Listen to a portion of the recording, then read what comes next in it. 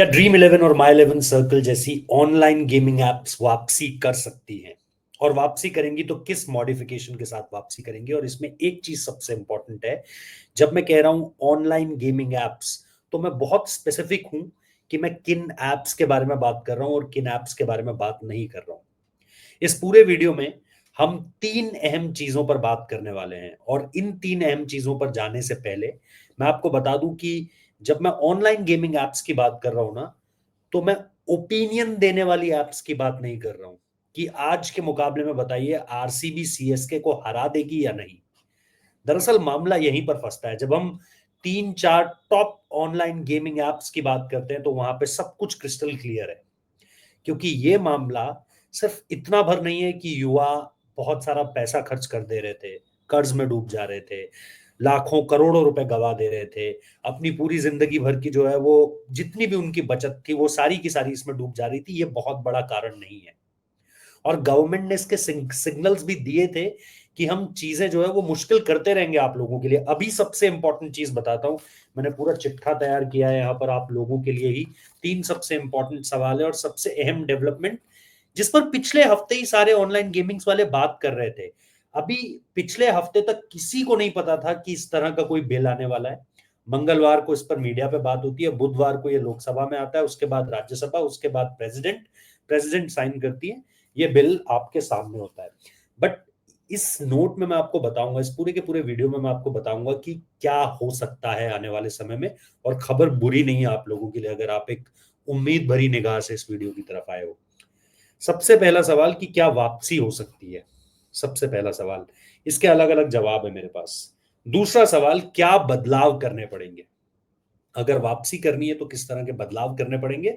और तीसरा सवाल, कैसा होगा आने वाला समय का कोई भी जो ये ऑनलाइन गेमिंग ऐप होगा ये कैसा होगा? मल्टीपल भी हो सकते हैं, लेकिन एक बात मान के चलिए, ये जो इतनी भीड़ हो गई थी ना, ये जो मंडी सज गई थी एक, ये पूरी तरीके से न्यूट्रलाइज होगी, ये पूरी तरीके से फिल्टर होगी। और सिर्फ वही लोग आ पाएंगे जो तयशुदा मानकों पर खरे उतरेंगे। ये मानक क्या होंगे, इसी पर मैं इस वीडियो पे बात करने जा रहा हूं। लेकिन सबसे पहले 40% डिपॉजिट। अभी पिछले हफ्ते तक जो ड्रीम इलेवन से जुड़े लोग थे, जो ओनर्स लेवल पे, मैं टॉप लेवल पे बात कर रहा हूँ, या तो अदर सर्कल से जुड़े लोग थे, माई इलेवन सर्कल और सारे के सारे लोग जो इस तरह की गेमिंग ऐप से जुड़े लोग थे, वो गवर्नमेंट से दरअसल इस बारे में बात कर रहे थे कि डिपॉजिट पर पहले ही आप 28% का जीएसटी मारते हैं। आपको भी पता है जब डिपॉजिट आप करते हो तो उस पर 28% का जीएसटी लगता है और 30% का टीडीएस लगता है जब आप विड्रॉल करते हो। अब ये जो 28% का जीएसटी है, इसको 40% करने की बात कही जा रही थी। अच्छा, 2023 में जब ये सब चीजें हुई थी ना कि 28% लगेगा, तो सबको लगा था अब तो मार्केट नीचे आ जाएगा। और गवर्नमेंट ने इसी वजह से किया था। ये जो 20,000 करोड़ की इंडस्ट्री बन गई, गवर्नमेंट ने ये बिल्कुल भी नहीं सोचा था कि 28% जो है वो जीएसटी डाल देंगे डिपॉजिट पर, उसके बाद भी ये इंडस्ट्री 20,000 करोड़ की बन जाएगी। यहीं पर गवर्नमेंट ने एक सिग्नल देने की कोशिश करी थी 2023 में कि यार इससे जो चीजें हो रही है ना, हालांकि वो कभी भी सिर्फ ऑनलाइन गेमिंग की वजह से नहीं था, और इस पर मैं आगे आऊंगा।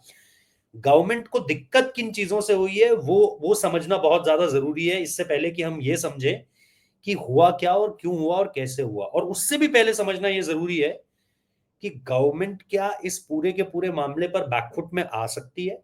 क्या कुछ ऐसे पॉइंट्स हैं जिन पॉइंट्स का सहारा लेकर हम अपना केस रख सकते हैं? और केस रखने की बात कही जा रही है, आप सिंपल तौर पर अगर देखेंगे at this point of time, ये आप तारीख देख लीजिए, ये 25 तारीख है जिस दिन मैं ये वीडियो रिकॉर्ड कर रहा हूं। और online gaming companies likely to approach high court this week to contest ban on real money gaming. तो 25 तारीख है और इस पर लड़ा तो जाएगा। किन ग्राउंड्स पर लड़ा जाएगा उस पर भी हम आएंगे। लेकिन गवर्नमेंट आपको इंडिकेशंस दे रही थी 2023 से, जब उन्होंने 28% किया था और अब 40% करने जा रही थी। लेकिन फिर उन्हें लगा नहीं यार, 40% छोड़ो, सामान पैक करवाओ पूरी तरीके से, क्योंकि हो नहीं रहा है कुछ भी। अब सबसे पहली चीज कि क्या वापस हो सकता है। देखो, वापस होने के लिए दो चीजें सबसे ज्यादा इंपॉर्टेंट है। पहले कि क्या लड़ने के लिए कोई जा रहा है, तो जाहिर सी बात है जो मैंने आपको ये आर्टिकल दिखाया, लड़ने के लिए तो जा रहे हैं लोग, ठीक है। बहुत सारे लोगों के अपने तर्क हैं इसमें, बहुत सारे लोगों का ये कहना है कि क्या होगा क्या नहीं हमको नहीं पता है। But at this point of time लड़ाई तो लड़ी जा रही है। दूसरी सबसे इंपॉर्टेंट चीज, एक मैं आप लोगों को ये बता देना चाहता हूं कि ऐसा नहीं होता है कि कोई भी कानून एक बार बन गया तो फिर बन गया, नहीं। ये मैंने इसीलिए स्क्रीनशॉट रखा है आप लोगों के लिए। Farm laws to broadcast bill 6 U turns by Modi government before withdrawing lateral entry hiring order. अब इसका क्या मतलब है? मतलब साफ है कि अगर या तो लोगों की तरफ से बात कही जा रही हो या फिर आप इस तरीके से मामला जो है वो कोर्ट में लेकर जाते हैं। और सबसे अच्छी चीज ये है, सबसे अच्छी चीज ये है कि कोर्ट में पहले भी गए हैं ये सारे के सारे मामले। ऑनलाइन गेमिंग एप्स को लेकर के मामले पहले भी कोर्ट में गए, राजस्थान हाई कोर्ट, नीचे कर्नाटका हाई कोर्ट, अलग अलग जगह प्रदेश के अलग अलग हिस्सों में ये मामले गए, लेकिन कोर्ट ने हमेशा इस चीज को इस बात से खारिज कर दिया कि these are games which needed skill. आपको स्किल चाहिए इन गेम, ये सिर्फ जिस चांस बेस्ड गेम्स नहीं है, ये जुआ नहीं है किसी तरीके का। जुआ कहां है वहां पर मैं आ रहा हूं, और उन्हीं एप्लीकेशंस की वजह से फटकार इधर भी पड़ी है, डंडा इन पर भी चल गया। तो अगर आप देखेंगे सुप्रीम कोर्ट ने हमेशा उन याचिकाओं को खारिज, सॉरी हाई कोर्ट ने हमेशा कई जगहों पर ये मामले गए और उस पर खारिज इसलिए की गई है याचिकाएं कि भाई नहीं, इस गेम, इस पूरी की पूरी जब आप गेम खेलते हो तो इसमें स्किल की जरूरत है, और वो स्किल नीडेड है। ये सिर्फ चांस बेस्ड नहीं है, ये सिर्फ किस्मत नहीं है, इसमें आपका स्किल सेट भी सामने निकल कर आता है। तो ये एक अच्छी चीज है ये, क्योंकि एक हिस्ट्री है इन केसेस की, और उस हिस्ट्री में हमेशा कोर्ट की तरफ से ये ऑर्डर्स गए कि नहीं, आप इसको पूरी तरीके से खारिज नहीं कर सकते, बिकॉज ये गेम ऑफ स्किल है। तो दो चीजें, सबसे बड़ी बात ये कि क्या ये वापस हो सकता है? बिल्कुल, जैसा मैंने कहा कि इस पर लड़ाई लड़ी जा रही है, इस पर सारी चीजें कही कही जा रही है और अपनी तरफ से तर्क भी दिए जा रहे हैं। एक और मुझे जो इंपॉर्टेंट चीज लगती है इसमें, वो ये है कि मैं नहीं मानता कि ये जो 20 करोड़ के आसपास के लोग हैं, इनको कोई भी जो एप्लीकेशन है, वो जाहिर सी बात है कहीं ना कहीं उनको स्विच तो करेगी, लेकिन 20 करोड़ लोग बहुत बड़ा नंबर है। 20 करोड़, दुनिया खत्म हो जाती है ऐप जोड़ते जोड़ते कि इतने लोग हमारे साथ जुड़ जाएंगे। और इस तरह के लोगों के लिए ये एप्लीकेशंस भी लाएंगे कुछ ना कुछ। ड्रीम 11 ई गेम्स लेकर आ रहा है, सुनने में आ रहा है, क्रिकेट का गेम होगा वो पूरी तरीके से, और उसको भी आप एंटरटेनमेंट पर्पस के लिए खेल पाएंगे। But at this point of time अगर आप देखेंगे तो इस पूरी की पूरी लड़ाई में सबसे इंपॉर्टेंट ये है कि इस इतना बड़ा जो आपके पास नंबर है कंज्यूम कस्टमर्स का, उनको आप सिर्फ इस हालत पे नहीं छोड़ के चले जाएंगे कि यार एक नियम आ गया और उस नियम को आपको यू नो बिल्कुल एज इट इज आपको पालन तो करना ही है, लेकिन सबसे इंपॉर्टेंट चीज की कि आप उस ऑडियंस को ऐसे ही खाली छोड़कर चले जाएंगे। तो जवाब है कि आप कुछ ना कुछ केटर करेंगे उनको।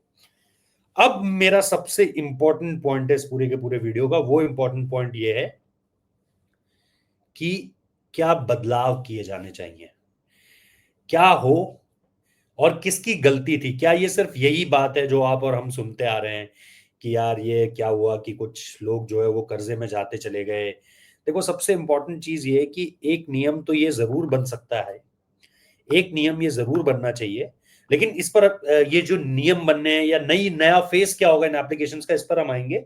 सबसे इंपॉर्टेंट चीज है कि क्या बदलना पड़ेगा, बदलना क्या पड़ेगा। तो सबसे इंपॉर्टेंट चीज है ये जो ऑनलाइन गेमिंग वाला मसला है ना, इसमें गवर्नमेंट को क्या चीजें पता चली कि जी टेरर फंडिंग भी हो रही है जी। इसमें तो पैसा भी जो है वो ब्लैक का पैसा जो है वो व्हाइट किया जाए, मनी लॉन्ड्रिंग के भी मामले निकल कर आ रहे हैं। अच्छा, वर्चुअल मनी को भी मतलब आप देखो कि क्रिप्टो करेंसीज के थ्रू भी चेंज किया जा रहा है।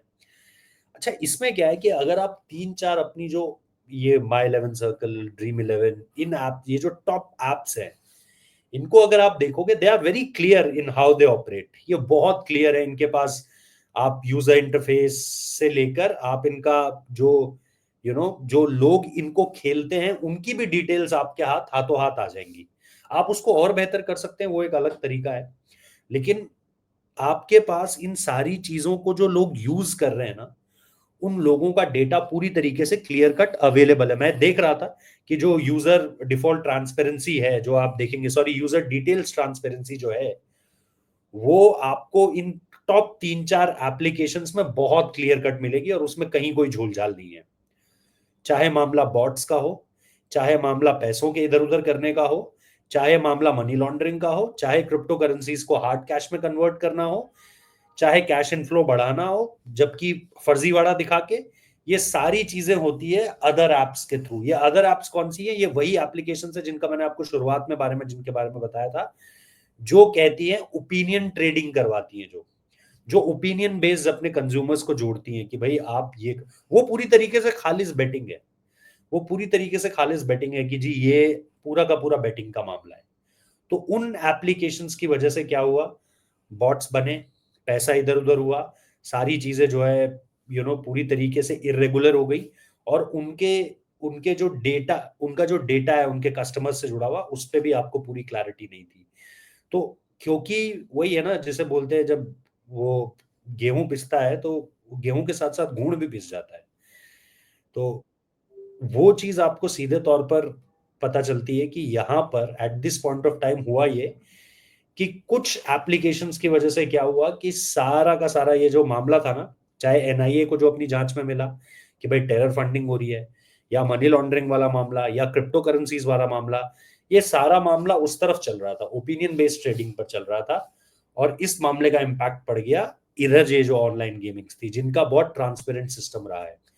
तो आई थिंक इन दोनों मसलों पे जब आप जाकर देखोगे, इसके अंदर डीप डाइव करके देखोगे, तो आपको ये समझ में आएगा कि कैसे ये जो जो टॉप आपकी ये जो टीम बनाओ पैसा कमाओ ये वाला सारा का सारा फंडा था, इसमें 3-4 एप्लीकेशंस आपकी बहुत क्लियर थी।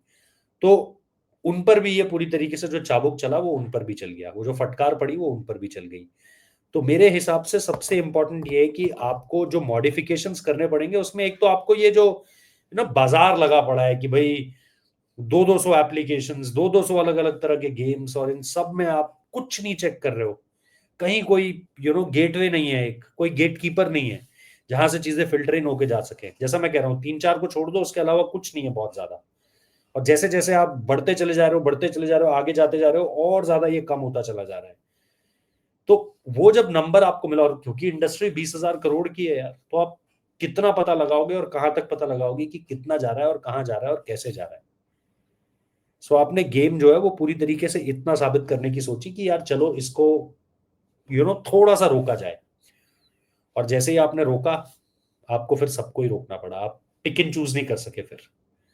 लेकिन मुझे लगता है कि अगर आप इसको थोड़ा सा ध्यान से देखोगे तो आपको समझ में आएगा कि कहाँ से जो है वो गलती होनी शुरू हुई। क्योंकि ये जो सारा का सारा मैं इसमें डेटा देख रहा था ना कि भाई क्या हो सकता है, यू नो किस तरीके से चीजें आगे बढ़ रही हैं, वहां पर इन पूरे के पूरे फैक्टर्स में आपको कहीं पर भी ट्रांसपेरेंसी नहीं मिल रही है। और देखो, आप यहां पर बंद कर दोगे, आप यहां पर बंद कर दोगे, लेकिन जिन लोगों को, जैसे क्या हुआ था हमारे देश में, क्या हुआ जब बिहार में हुआ, उत्तराखंड में हुआ, जब शराब पर एक ड्राई स्टेट डिक्लेयर किया गया कि भाई बिहार में शराब बंदी हो चुकी है, उत्तराखंड में शराब बंदी हो चुकी है, तो लोगों ने क्या करा, आपको भी पता है, पैसे ज्यादा दिए, ब्लैक में रखनी शुरू कर दी, गैर कानूनी तरीके से बेचना शुरू करा। लेकिन किया तो ना, इस देश में भी सट्टा तो बैन है पूरी तरीके से, लेकिन आप देखते ही हो आईपीएल के दौरान कितनी खबरें आती है, वहां से सट्टोरी पकड़े गए, यहाँ से ये पकड़े गए, वहां से वो पकड़े गए। तो क्लियर कट चीज ये हुई कि आपने ये काम तो कर दिया, लेकिन इसका परिणाम तभी मिलेगा जब आप इन बाकी लोगों को रोक पाओगे दुनिया भर के अलग अलग ऐसे एप्लीकेशंस में जाने से। अदरवाइज पैसा आपका बाहर जाएगा, और खराब बात आपके लिए है कि आपको टैक्स भी नहीं मिलेगा, क्योंकि जो चीज लीगल नहीं है वहां पे टैक्स भी नहीं है। तो अभी तो यहां पर इनको जो है वो जीएसटी देना पड़ रहा है, जी इतना टीडीएस कटेगा, उतना जीएसटी कटेगा, तब भी लोग खेल रहे थे। लेकिन अगर वो इलीगल तरीके से खेलना शुरू कर देंगे, क्योंकि एक हद तक तो ये लत भी लग गई है ना, एक हद तक तो ये आदत बन गई है लोगों की, तो वो जब कुछ ऐसा करेंगे तो सरकार उस पर कैसे रोक लगा पाएगी। सबसे बड़ी बात एक ये भी है। अब जैसा मैंने कहा कि आप किन बदलावों के साथ आते हुए देख रहे हो चीजों को, ये तो आपको समझ में आ गया कि ये क्यों हुआ, ये भी आपको समझ में आ गया कि क्या वापस होगा या नहीं होगा। लड़ाई लड़ी जा रही है, लोग आगे आ रहे हैं, अपने तर्क कुतर्क सब आएंगे सामने, लेकिन कम से कम एटलीस्ट फाइट होगी, और पुराने मामलों में इसके पक्ष में फैसले गए तो वहां पर भी एक ऑप्टिमिज्म है, एक आशावादी जैसे आप बोलो विचार है। बट फाइनली कि कैसा होगा आने वाले टाइम का, जो अगर मॉडिफिकेशंस के साथ आता है, एक तो मुझे सिंपल सी एक चीज लगती है कि ये जो है ना कि 50 रुपए का कॉन्टेस्ट, 20 रुपए का कॉन्टेस्ट, अगर आपको यही रोकना है कि लोगों की लत आप रोक दो पूरी तरीके से, तो आप एक यूजर आईडी से, एक आधार कार्ड से जोड़ दीजिए, जुड़वा दीजिए, आधार कार्ड भी जुड़वा दीजिए, स्ट्रिक्ट कर दीजिए सारा का सारा एक्शन। एक आदमी विद इन 24 आवर्स या विद इन अ डे एक ही गेम खेल सकता है, उसका हाईएस्ट कॉस्ट जो है वो जा सकता है, चाहे आप 20 रुपए लगा लीजिए। आप बोलिए 24 घंटे के अंदर 20 रुपए से ज्यादा का कॉन्टेस्ट आप खेल ही नहीं सकते। ये जो है कि जी एक एप्लीकेशन 100 टीमें बनाने का मौका देती है, 100 टीमें बनाइए आप, एक एक रुपए की 100 टीमें बनाइए, 100 रुपए की 100 टीमें बना लीजिए। ये जो लालच है ना कि, और ये एक आप ग्रैंड लीग खेल लो, एक आप मेगा ग्रैंड लीग खेल लो, फिर आप छोटी छोटे कॉन्टेस्ट में भी घुस जाओ, इसने बर्बाद किया। आप फिल्टर करिए चीजों को, आप एक टीम बनाने के लिए दीजिए, एक आधार कार्ड से एक आदमी की एक ही टीम बन पाएगी। सिंपल सा नियम रखिए, सिंपल सा नियम, और आप देखेंगे कि चीजें कहीं ना कहीं आपको वापस आती हुई नजर आएंगी। और अगर इस पे भी आपको सिंपल तौर पर और इसको और सिंप्लीफाई किया जाए तो सिंपल सी चीज है कि 1 यूजर 1 डे 1 आधार कार्ड और एक कॉन्टेस्ट।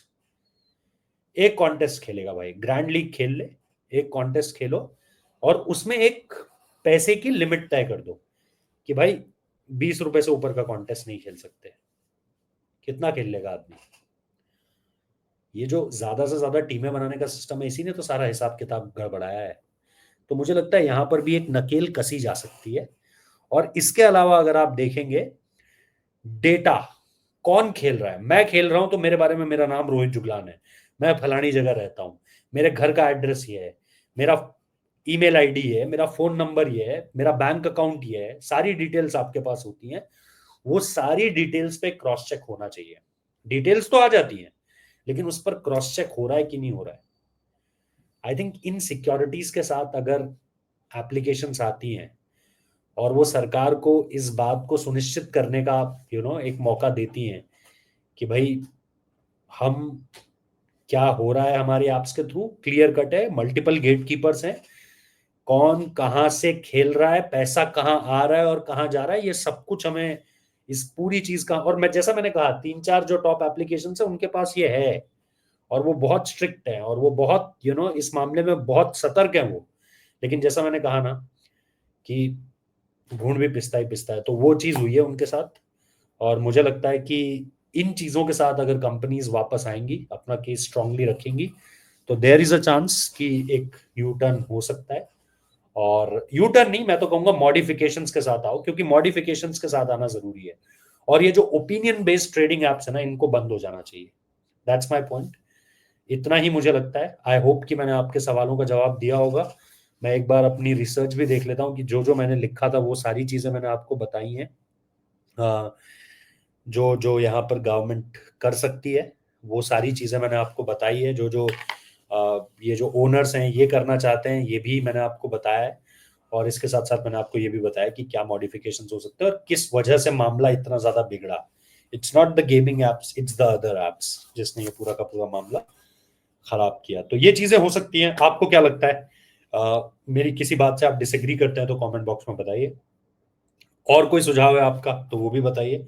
हम कोशिश करेंगे अपने प्लेटफॉर्म की तरफ से, क्योंकि यार देखो, ये बात मैं भी समझ रहा हूँ, 2 लाख तो नंबर है बस एक, कि 2 लाख लोगों की नौकरियां चली जाएंगी। मैं जानता हूँ, मैंने भी इस पूरे के पूरे फील्ड पे काम किया हुआ है। 5 लाख 10 लाख से ऊपर लोग हैं यार, छोटे छोटे यूट्यूबर्स हैं जिनकी पूरी कमाई इससे बनती थी।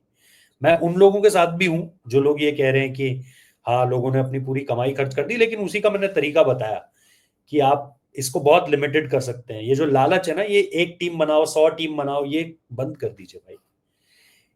खेलो, इतना खेलो ताकि एक हिसाब से चीजें आगे बढ़े। जो यूट्यूबर्स हैं जिनके पेजेस हैं वो भी अच्छा करें, जो खेलने वाले हैं वो भी इसे एंटरटेनमेंट तक ही रहने दें, जीने मरने की बात ना बनाएं।